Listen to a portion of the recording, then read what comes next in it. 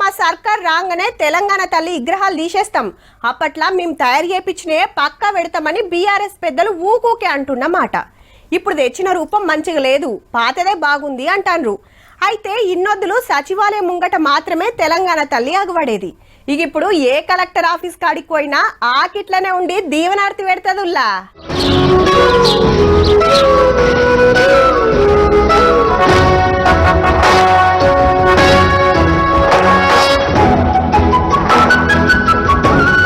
Future city global summit లో CM sir remote cut కొత్తగానే జిల్లాలో కలెక్టరేట్ల ముంగట తెలంగాణ తల్లి విగ్రహాలు ఓపెన్ అయినాయి. తెలంగాణ రాష్ట్రం ఇస్తామని అప్పట్లో డిసెంబర్ 9 నాడే సెంట్రల్ వాళ్ళు ప్రకటించారు కాబట్టి నిరుడు ఇదే దినం సచివాలయం ముంగట తల్లి విగ్రహం పెడితే ఇలా తెలంగాణ అంతటా ఒక్కొక్క విగ్రహం ఖర్చు 17,50,000.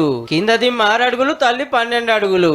ఆదిలాబాద్, కరీంనగర్, వరంగల్, ములుగు, నల్గొండ, నారాయణపేట జిల్లాల్లో పెండింగ్లు ఉన్నాయి. బీఆర్ఎస్ చేపించిన విగ్రహం కిరీటాలు, సొమ్ములు పెట్టుకొని దొరసాన్ లెక్కుంది. ఊర్లుండే మన తల్లి లెక్క ఉండాలని గవర్నమెంట్ కి ఇట్లా డిసైడ్ చేసింది.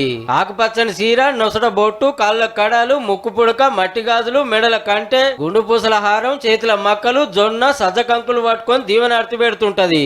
60 సంవత్సరాల ప్రజల యొక్క బలమైన ఆకాంక్షను నెరవేర్చిన పర్వదినాన్ని తెలంగాణ తల్లి అవతరణ దినోత్సవంగా జరుపుకోవాలని మళ్ళీ ఇయాలనే సోనియా గాంధీ పుట్టినరోజు కాబట్టి కాంగ్రెస్ పార్టీ వాళ్ళు కేకులు కోసుడు, సంబరాలు చేసుడు జోరుగా నడిచింది. ఇక గులాబీ లీడర్లేమో విజయ్ దివస్ పేరు మీద ప్రోగ్రాములు చేసిండ్రు.